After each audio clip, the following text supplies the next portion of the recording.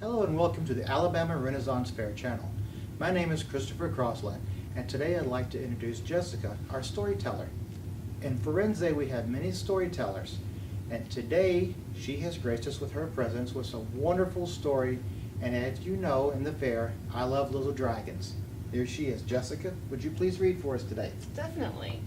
We have Good Night, by Shelly Moore Thomas, and pictures by Jennifer Plecas. Good night, for Nana and Papa John, who know all about dragons. Once there were 3 little dragons. They lived in a dark cave. The cave was in a dense forest. The forest was in a faraway kingdom. The poor little dragons were very lonely in their dark cave. In the kingdom, there was a good knight. Every night he kept watch. He watched from a crumbly, tumbly tower. It was on top of a very tall wall. One night, the good knight was on his watch, and he heard a very loud roar. So the good knight left the crumbly, tumbly tower. He climbed down the very tall wall. He jumped on his horse. "Away!" he said.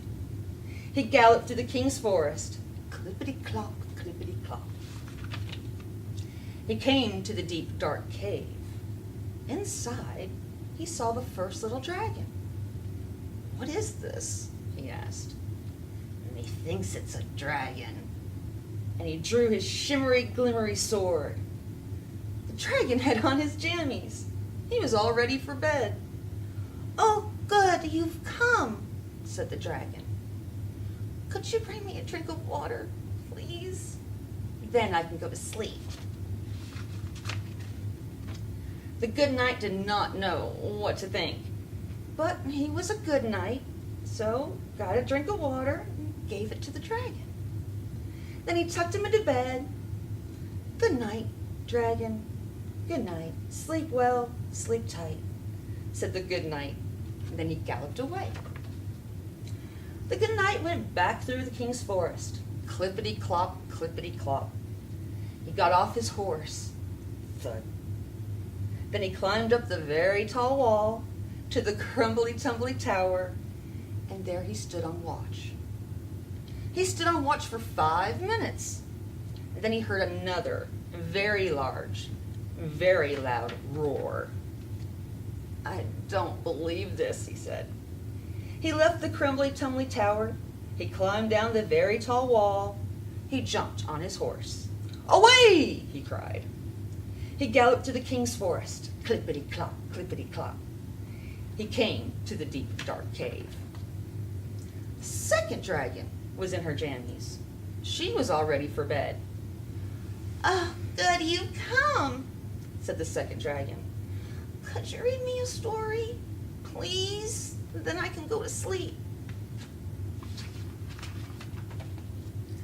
"And can I have another drink of water?" said the first dragon.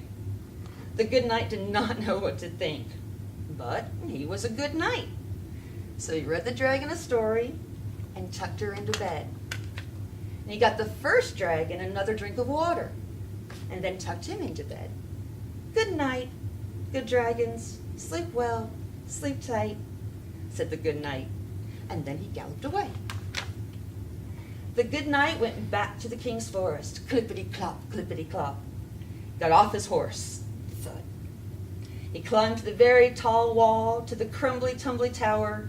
There he stood on watch. He stood on watch for 2 minutes, and then he heard another very large, very loud roar. "This is too much," he said. He left the crumbly-tumbly tower, climbed down the very tall wall, jumped on his horse. "Away!" he cried. He galloped to the king's forest. Clippity-clop, clippity-clop. He came to the deep, dark cave. Third dragon already had on his jammies, and he was ready for bed. "Oh, good, you have come," said the third dragon. "Could you sing me a song, please? And then I can go to sleep." "And could you read me another story?" said the second dragon. And could you get me another drink of water? Said the first dragon. The good knight did not know what to think, but he was a good knight. So he sang the dragon a song and tucked him into bed. He read the second dragon another story and tucked her into bed. He got the first dragon another drink of water and then tucked him into bed. Good night, good dragons, sleep well, sleep tight, said the good knight, and then he galloped away. The good knight went back through the king's forest. Clippity-clop, clippity-clop. Got off his horse, thud. He climbed up the very tall wall to the crumbly-tumbly tower, and there he stood watch. He stood watch for 1 minute, and then he heard the largest, loudest roar of all. Not again, he said. He left the crumbly-tumbly tower, climbed all the way down the very tall wall, jumped on his horse. Away, he cried. He galloped to the king's forest, clippity-clop, clippity-clop. He came to the deep, dark cave. Oh, good, you've come, said all three dragons. Let me guess, said the good knight. Another drink of water? No, said the first dragon. Another story? No, said the second dragon. Another song? No, said the third dragon. Then what do you want? Cried the good knight.